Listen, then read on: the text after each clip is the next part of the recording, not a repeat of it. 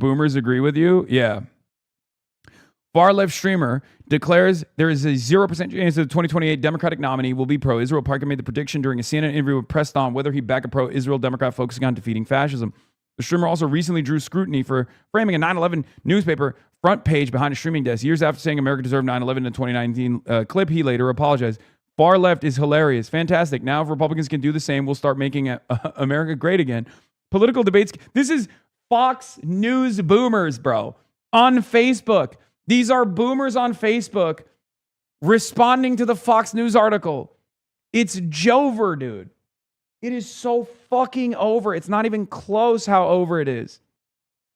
Political debates continue to evolve as different voices shape conversation about foreign policy, elections, and future of the parties. Dialogue and accountability remain important in a democracy. If that's true, I vote Democrat for the first time ever, says Alex Martinez. Why are you booing him? He's right. When Zohran Mamdani was asked what country he would like to visit, he won the election. When everyone said Israel, he didn't. He won. He's our mayor and not a foreign country.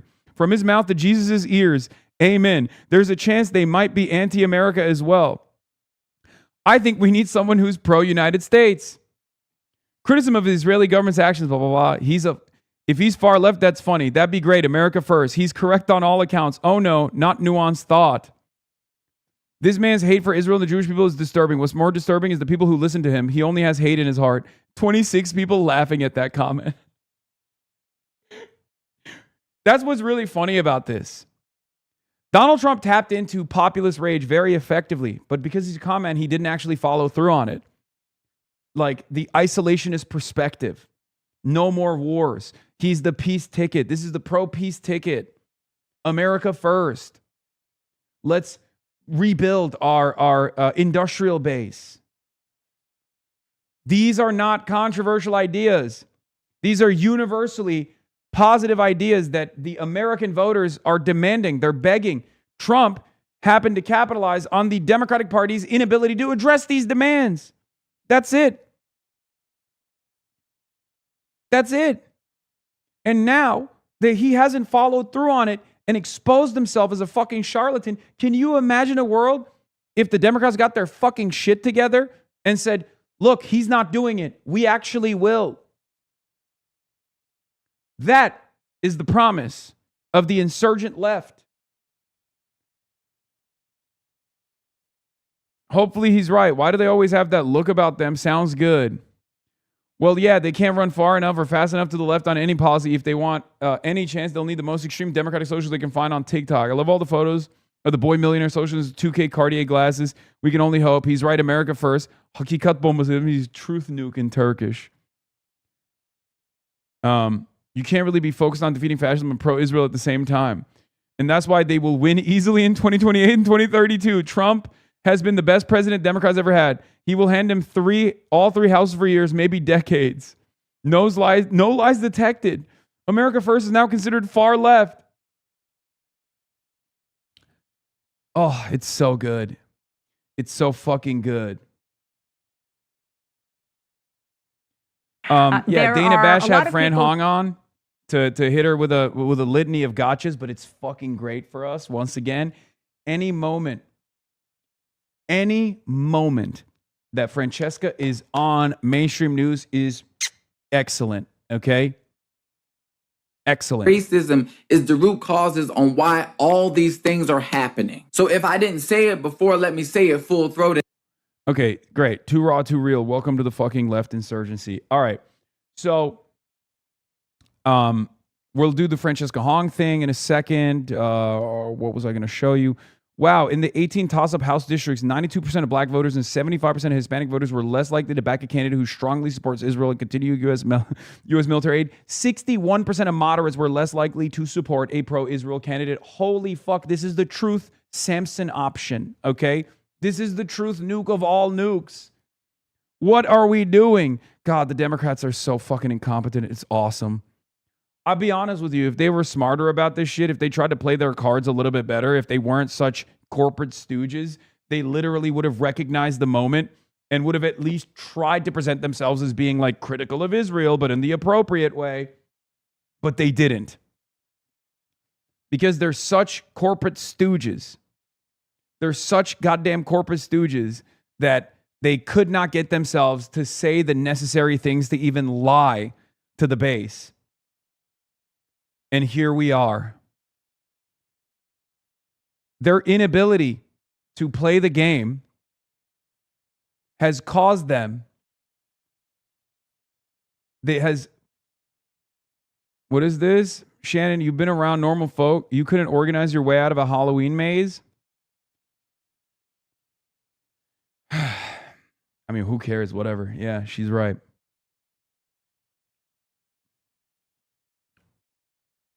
Fine.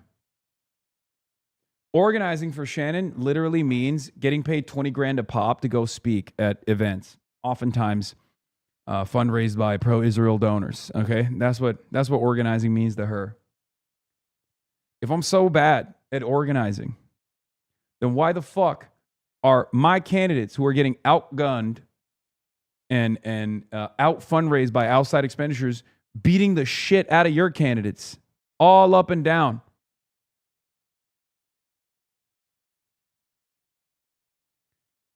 Yeah, I know. Bernie Moreno is gay, by the way. Yes, I'm surprised that people are shocked by this. I've covered it before. And that's part of the reason why he has been awfully quiet about Max Miller, who brutalized his daughter. We've briefly touched on this. I've covered it a couple times, but we'll do it.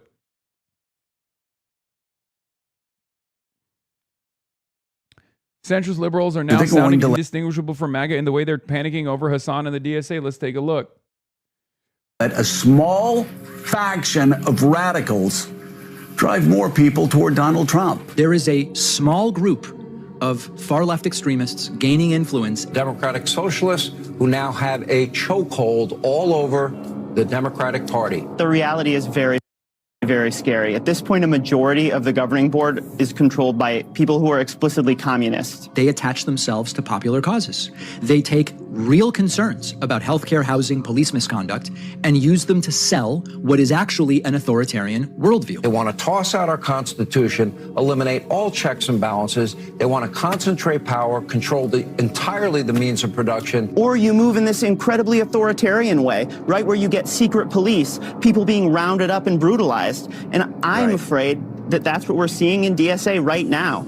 These are people who even 10 or 15 years ago would have been relegated to the outer extreme fringes of the Democrat Party. Over a 10-year period, we saw the organization just become more and more extreme. 10 years ago, when I would interview DSA people, socialists, etc., they would say to me very soberly, they would go, listen, David, I'm a socialist, you're not. But our next stops on this bus are the same. Yeah, we still say that. It's just the problem is you don't want to be on the bus no more. That's the issue. That's the issue. The issue is the bus unfortunately has been moving in the opposite direction because it's been, the driver is Donald Trump.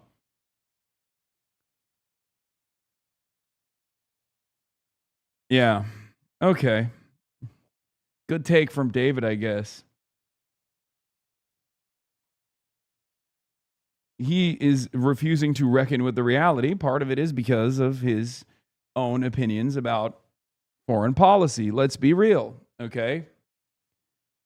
It sucks to say, but his perspective on his perspective being out of step with the voters on American foreign policy as it pertains to Israel, maybe not just even Israel, but like American militarism, for example, has forced him to reconsider his other positions as well. Now he's like, maybe the DSA is too radical. I don't know. I want Medicare for all. I want social democracy. I'm a social democrat. But then he fucking complains about the people who are advancing social democracy in this goddamn country. Extreme left, I mean really extreme left.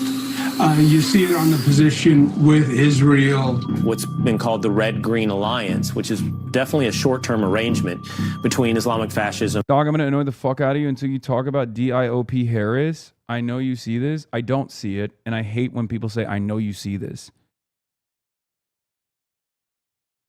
Diop Harris?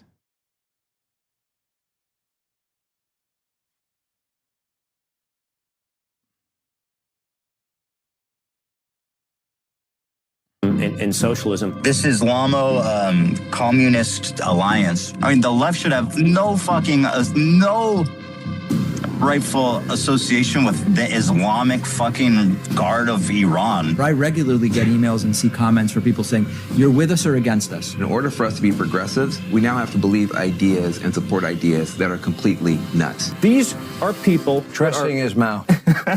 Piker, you know, in those Mao pajamas. Hassan Piker was dressed like Mao.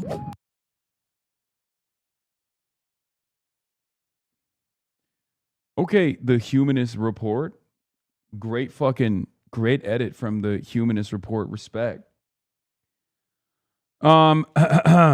Anyway, but here is the left insurgency. Do we have this on the? Let's see. I don't know if it's like one of the videos that's on the docket here, but this was the Abby Phillips. Most polarizing voices are speaking out about the litmus test that he believes candidates will face in 2028. Moment or a movement. A new CNN special takes viewers across the country to explore the battle over the Democratic Party's future and its ongoing debate over socialist politics. Our own. Okay. First of all, someone asked, are we going to watch on Sunday the Sunday special? What do you think? Chatters. We will be fucking seated. Okay? No matter where I am, my ass will be parked. Popcorn in hand. We will be seated. And then when Monday rolls around, the take machine is going to go nutty mode. They already are positioning this documentary as though I'm like this insane person saying insane things. You haven't even seen my commentary because this will be the quintuple down on Palestinians' right to resistance. Just so you guys understand, obviously, there were a lot of questions that Donnie asked me. Not to tease it too much, but Donnie basically printed out the fucking Josh Gottheimer, Mike Lawler congressional, the demand to deplatform me bill, right? Bill's not going anywhere, but it's doing its purpose. It's doing its job. Yes, I will be seated like that. This is how I'll be waiting. I don't know why it looks so goddamn Turkish in this. But I doubt all of it makes it. No. I'm certain that they will want anything and everything I've ever said about Hamas, anything or everything that I've said about the Palestinian resistance, international law, an international right afforded to the Palestinians to militarily resist against the Israeli apartheid, the Israeli occupation. It will be definitely featured on it because it's one of those statements that's like objectively true, but it's analysis that no one ever hears in mainstream outlets. And therefore, it's yet another instance where they will present that and they'll say, this is a ridiculous position. And every time they put that on television, every time they put that, like, he said Hamas is 1,000 times better than Israel. How dare he say such a fucking crazy thing? Like, every time they play that position, more and more people go, actually, I don't think that's wrong. Okay? That's it. And they don't realize it. Which Sunday special? I honestly don't know what you're referring to, says Manyak Masin. There's a Sunday documentary coming out on CNN that Donnie made about the insurgent left movement. Part of it features my commentary, what I've been doing up and down the countryside. Anyway, and of course CNN is teasing the special over and over again. This is the whole story. The left insurgency airs Sunday at 8 p.m. Eastern Time. Donnie O'Sullivan sat down with one of the left's most controversial figures and who offered a bold prediction about 2028. How am I controversial? Will you endorse... Controversial for who? Controversial for who? The 2028 candidate, if they are pro-Israel in a way that you don't like. If you ultimately are about defeating fascism in this country as you describe it, surely shouldn't you get on board with whoever the main candidate is? Luckily, I don't think I will have to make that calculation at all because there is 0% chance that whoever the elected Democrat is that wins the primary will be pro-Israel in any way, shape, or form. You'll see.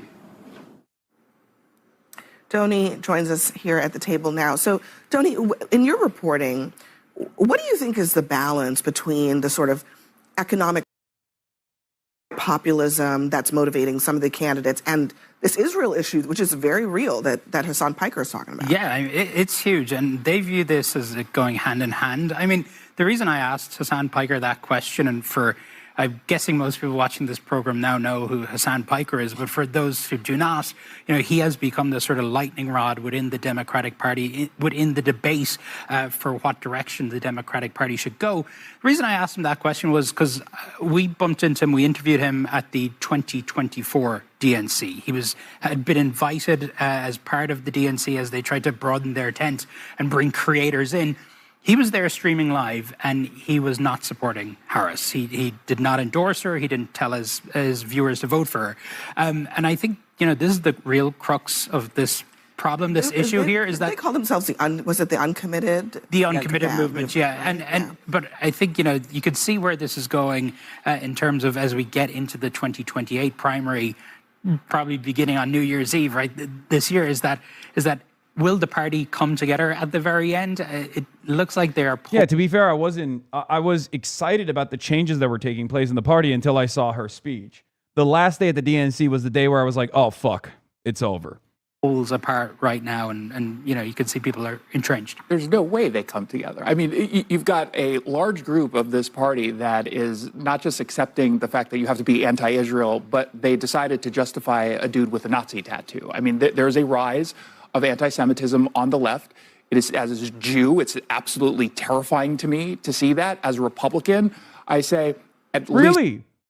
As a Jewish Republican, it wasn't terrifying to you that the wealthiest person on the fucking planet who had dumped $250 million into Trump's election, Sig Heiled twice at the fucking inauguration? Get the fuck out of here. Get the fuck... These guys are such phonies, man. They are such liars.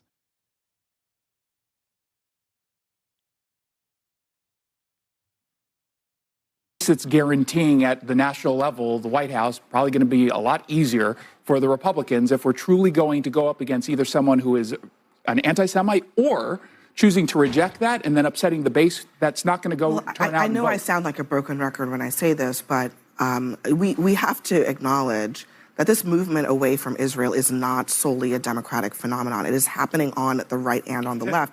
But on the Democrats, our CNN poll finds that 69%, if you add enthusiastic and okay, of Democrats say that they are okay or enthusiastic about somebody being nominated who supports cutting U.S. aid to Israel. Again, I think it would be a political mistake for Republicans to believe that this is a solely Democratic issue. But it's so much more pronounced on the Democratic left right now, and that very polling suggests that it's a big issue for those who identify with and would support Democratic Socialists. But conventional Democrats, it's a much less salient issue. Really? Do you have any polls to back up this statement? No, of course you don't, because you're fucking lying. Keep lying to yourself, keep lying on CNN, keep lying to the fucking boomers that watch CNN. Maybe they'll trust you, I guess, even though you're very clearly the Republican opposition here as well, alongside the other guy. But, I mean, look at Abby's face. She's like, oh, interesting take. We have seen exactly 0 polls that suggest that this is not a salient issue for all voters across all demographics. Okay? The last bastion of support for Israel in this country is not coming from American Jews. It's coming from the evangelicals. And even then, even there, the support is diminishing for Israel. Okay? So who remains in this country other than white evangelical Protestants that is at the heart of Trump's militancy, that's at the heart of Trump's base of support, that's the core voters for Donald Trump? Who amongst the American voters is actually saying no, this is, support for Israel is a fucking core issue for me, salient issue for me? It's bullshit. Democrats who receive AIPAC money are the most likely to do worse against potential Republican opponents or Democrats who oppose all corporate funding. Wow. Shocked. Also, Washington Post polling. That's 69%. I mean, we just talked about the self-identified democratic socialists is only a third. But also, that's like almost two-thirds. But also, like this whole thing, this is the problem that we've had around anti-Semitism in Israel in this political debate is because people have made it a political football, when in all honesty, it's not. You have an entire movement, the Groper movement, Nick Fuentes, who are rooted in anti-Semitism. You have people on the far right. I mean, Marjorie Taylor Greene talked about Jews controlling the weather in space lasers. So let's not act as if the difference is that I'm perfectly comfortable calling out Marjorie Taylor Greene, Nick Fuentes. Disagree, but if the Democrats let that Maoist poseur lead their party, who are we talking about? Talking about Hassan. Yeah. Who are we talking about? Now, it's really funny because he's an op of mine as well. Okay? So for him to go, who are you talking about? Even though he very clearly knows who I am as well, because he also hates me. Everyone on this panel, from the liberals to the Republicans to the far right reactionaries, they all are actually united under the umbrella of despising what this movement represents, who I am. But I love that even Bakari Sellout turned around and was like, who are you talking about? I was like, I didn't even know what the adjective meant. I didn't know who you were talking about. But he does not. But he's somebody who is not real. What we have to realize is that we're not going down this path. 55% of the country says we will not support a democratic socialist, and that includes, by the way, 2-to-1 margins among Democrats. Yeah, what's the percentage of the country that says they will not support Trump? Like, you can play that game. The poll that they're looking at also showed something spectacular. A lot of people immediately, a lot of the centrists, a lot of the Republicans, like immediately went and cherry picked data points. They're being like, the DSA is so unpopular. The DSA is so unpopular. Bitch, the DSA is more popular in that poll than the Democratic Party is and the Republican Party. What are you talking about? DSA, Democratic Socialists, in that fucking poll had a higher approval rating than the Democrats did and the Republicans did. Why would you bring that up? Why would you bring that point up as though it's like a good point? It's like a good own. That's who are black. Black Democrats. Well, that's where I was going. We're trying to educate you. You also spoke to establishment figures like James Carville and others. Also, since that one college professor passed away, DSA has more money than the DNC. Let's fucking go. We're moneyed up. We're breaded up. Okay? Socialists are breaded the fuck up right now.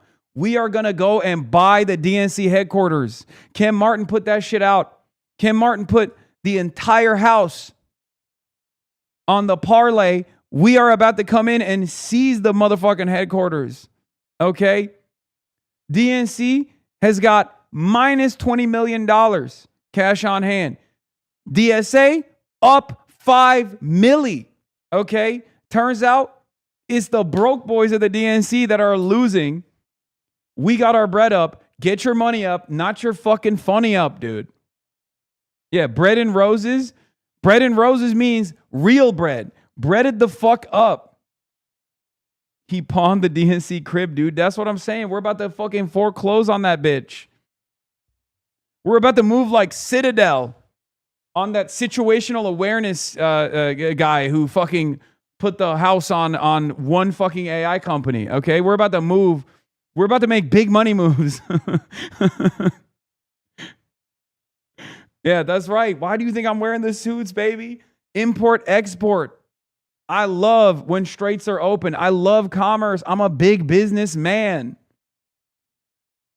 Do you get the sense that they understand, they fully grasp what is happening right now in the party and how to address it? Well, I think, to this point, there is, and it's hard to even call it the fringes anymore, right? Because a lot of these ideas are becoming very mainstream. I mean, I think Hassan Piker was a sort of fringe character a few years ago.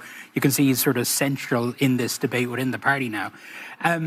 What you see on both the right and the left, I mean, if you're watching Tucker Carlson, as millions of people do every day now, I was at CPAC earlier this year speaking to many of those young MAGA guys who were very disappointed about the start of the Iran war. They have the same feelings towards Israel, right? I mean, this is a thing that's happening on both sides of the party. I don't think that, the likes of the James Carville necessarily understand what is happening. And because I think so much of it also has to do with where these guys, young guys, oftentimes are getting their information, their news and information. They're not getting it from mainstream media. They're getting it from online. A big generational component to this. So super interesting stuff. You can catch more of Doni's reporting on the whole. Yep. So that was one. That was one of the highlights. Also, here's a moment from the Norm Finkelstein conversation. 2025, shout out to Emma for the edit. The UN Security Council proceeded to give the deed of Gaza to that ape in the White House, Donald J. Trump. They gave him the deed to Gaza. I mean, it's just, when you read that, once again, I'm walking the streets. What just happened here? He got the deed to Gaza. According to their setup, there are on November. I love that Norm doesn't even skip a beat. He's just like, no, this is a matter of fact. Like, just as it was a matter of fact that the UN gave Trump the deed of Gaza, it's a matter of fact that he is I'm not going to repeat what he said, but, I was locked in. I was trying to be as serious as possible, but it was virtually impossible for me. You also managed to make Norm laugh? Yeah, that was a highlight for me. There are a few Jewish sports heroes like Hank Greenberg. Again, the names will come back. Adam Friedland. No. There were a few. You love that. You thought that was so funny.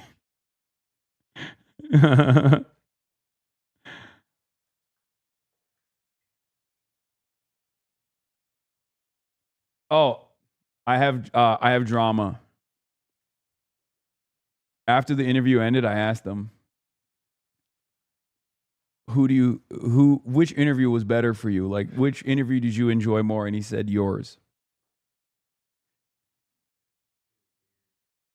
Yeah, he said Adam was weird. And then he said that Adam was a lot smarter than he lets on, which of course we know already, but it was funny.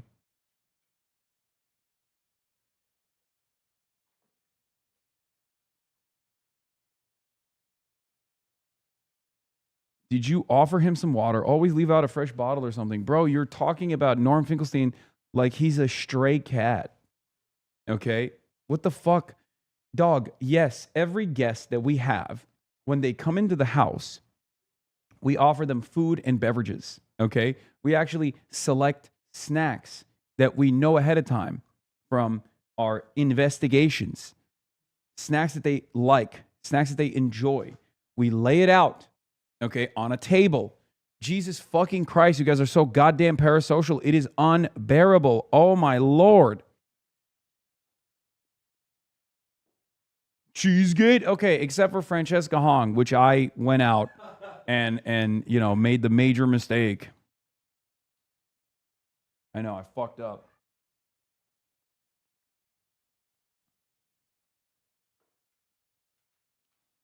I messed up. Okay.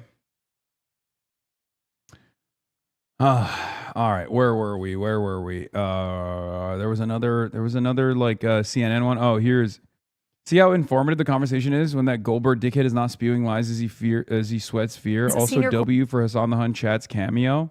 Sources tonight are CNN's senior correspondent, Donny O'Sullivan, who has a new documentary on the left insurgency for The Whole Story with Anderson Cooper that is airing this Sunday night. And also CNN's chief data analyst, Harry Enten, who is digging into the new poll numbers that came out today. And Donny, you've been spending 6 months traveling the country, looking at the rise of the Democratic Party's progressive movement. What have been your biggest takeaways? Yeah, Caitlin, I mean, obviously they have momentum right now, and we saw that especially since the start of the summer with the New York primaries. There is an overwhelming confidence, I would say. And also, I mean, one thing that's really stuck out to me is this is really, I think, underlined just how sophisticated the Democrat side, or the left, however you want to look at it, that their media infrastructure has grown. You know, I think we've seen this sort of MAGA media universe of the Steve Bannon show and things like that explode over the past few years, and just how effectively Trump used that in 2016 and in 2020 and of course in 2024. You can really see how these campaigns are, you know, rather than relying on mainstream outlets, which of course they still speak to, and they have the debates. So big a role is the YouTubers and the streamers and the podcasts, Pod Save America, all those types. So I think it's both. There's the confidence there, but there's also this infrastructure behind it for them to get their message out.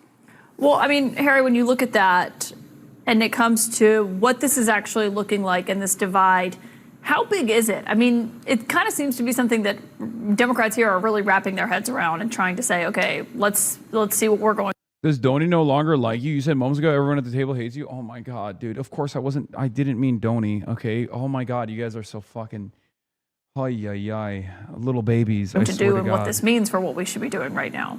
I mean, look, the bottom line is this. This is the Democratic Socialist movement. I would never have believed that 2 years ago.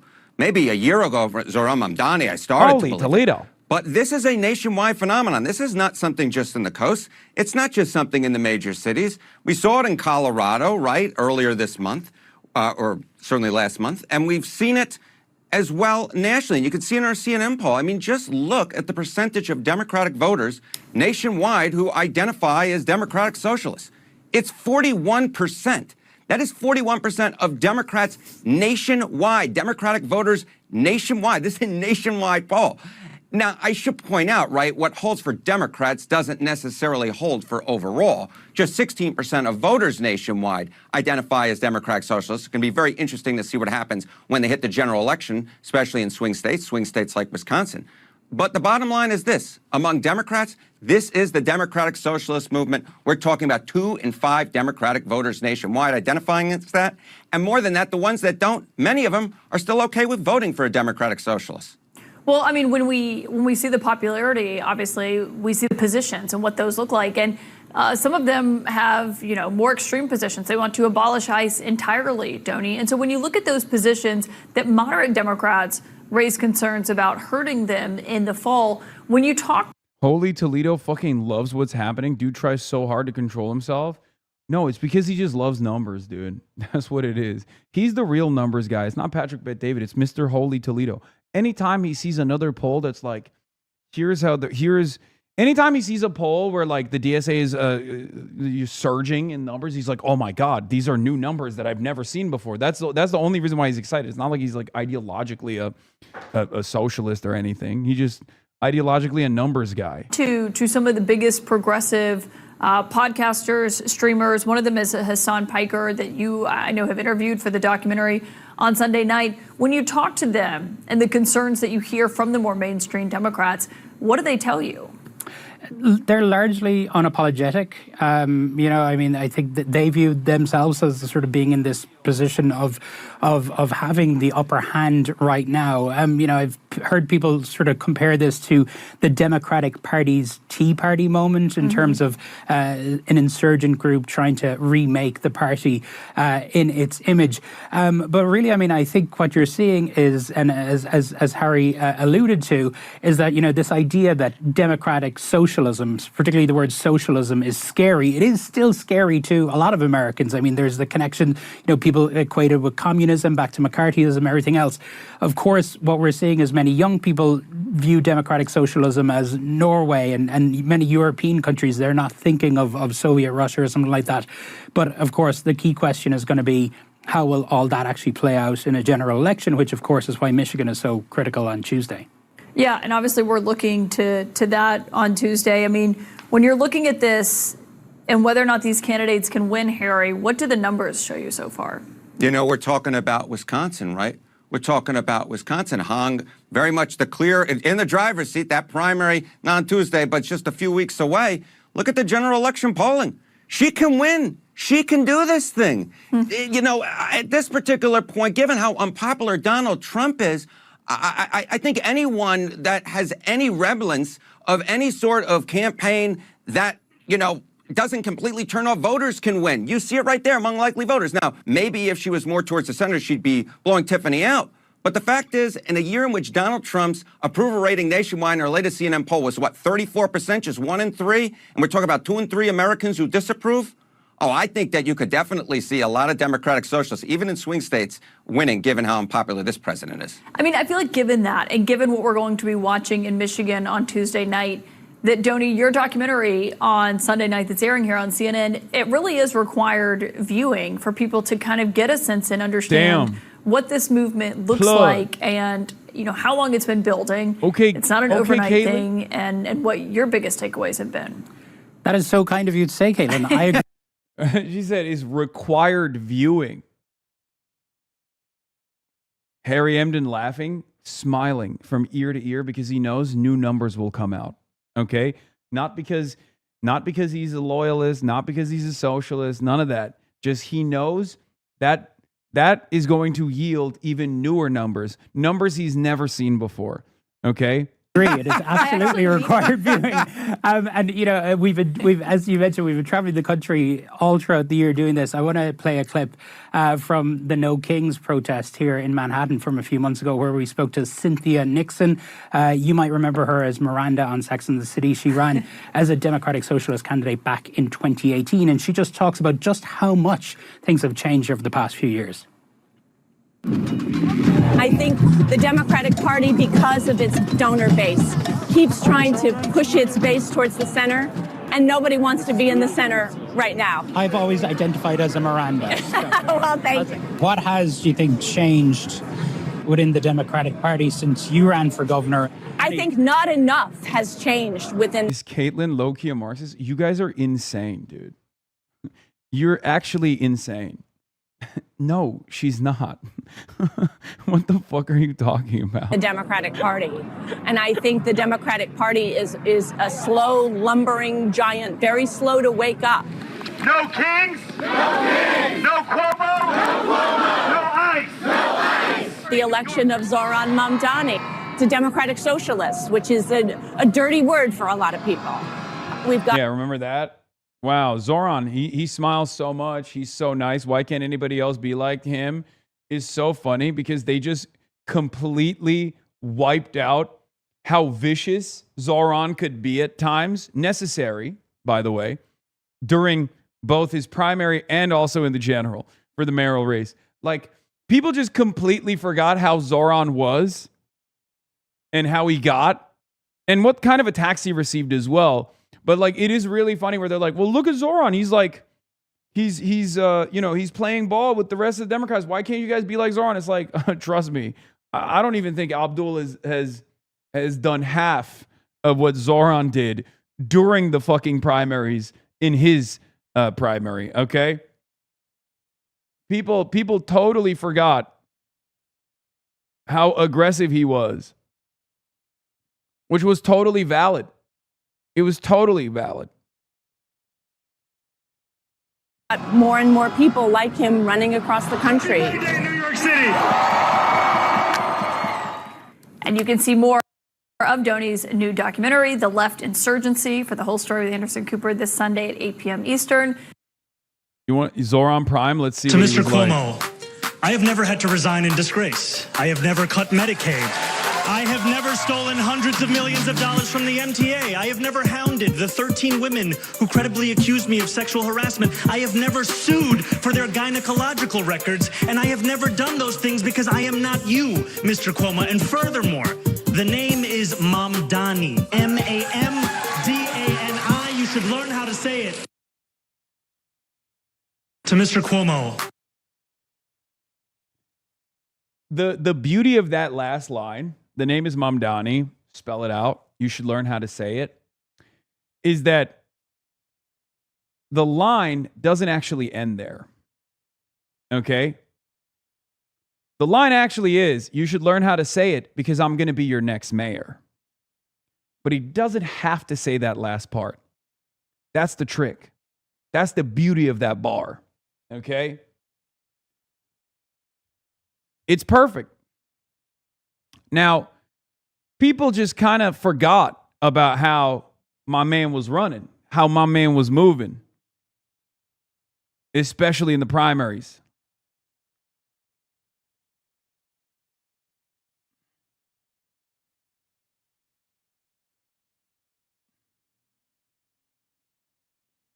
He says, because it's important. I know, but what he is signaling is because I'm going to be your next mayor.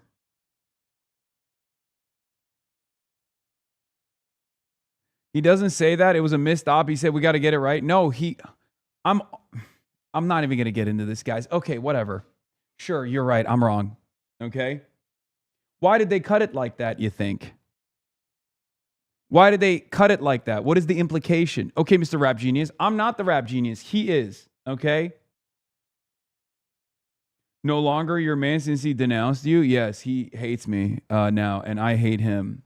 This is a very real thing that schizos on the internet have not designed in their minds.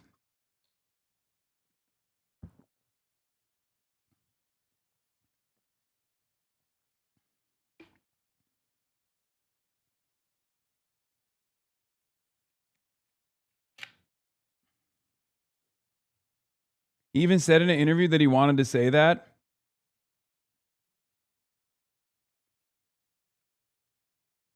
He literally said in an interview that that's what he wanted to say, but decided to pivot.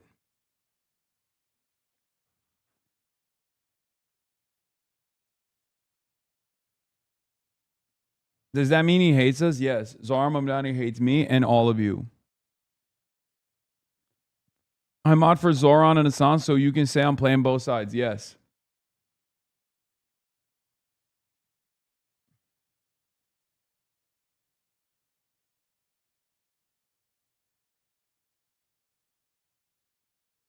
Mr. Piker, why are you a Democratic robot puppeteer by a small man named Morris Katz as part of the Fight Club? Yeah.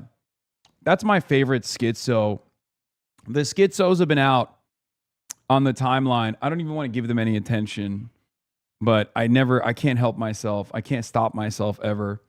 But I saw they were loving the Norm Finkelstein interview because they were like, Norm Finkelstein destroys Hasan with, maximum anti-Israel takes that Hasan clearly is too afraid to recognize and admit. His chat, well, literally chat is like spamming base. He's like, his liberal chat is freaking the fuck out. They all killed themselves after this interview.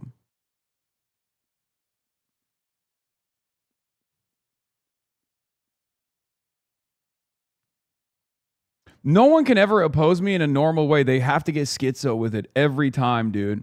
Whether it be the right or the right-wing liberals. I have a CCP handler that's like puppeteering me. I have Morris Katz puppeteering me for Fight Club, Fight Agency. It's never what it actually is. Don't link me this dumb shit, please, socialist Adri. Please. I don't even want to fucking dignify that dumb schizo shit. All right. Politico. Hassan Piker will be in Michigan over the weekend through primary day to build a ground operation to convert viewers into real world voter turnout. Bring me the seats of these dinos and these Pinos and Dinos. I love this. The Viltrumites rise up.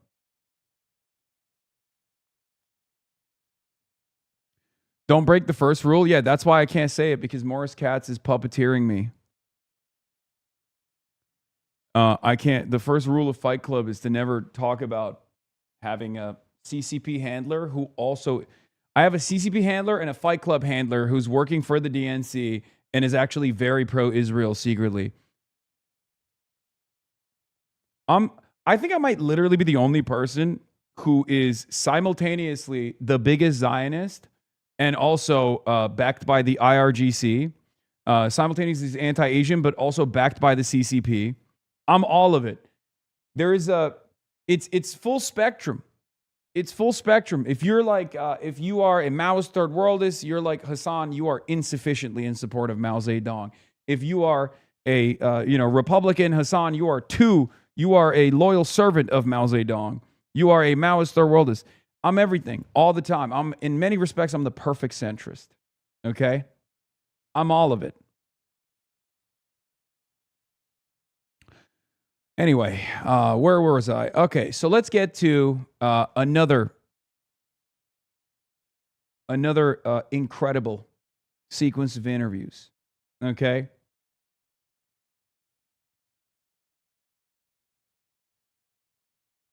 Prophecy came true in less than 8 months. Oh, it was never about nukes and always about turning Iran into a failed state that will be led by a U.S.-Israel puppet. Once again, the region is completely in service of our interests. We can move towards China.